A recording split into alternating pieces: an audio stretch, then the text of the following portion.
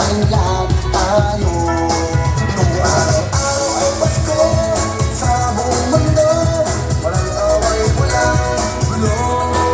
Kung araw-araw ay Pasko sa puso ng bawat tao, tahimik ang buong mundo.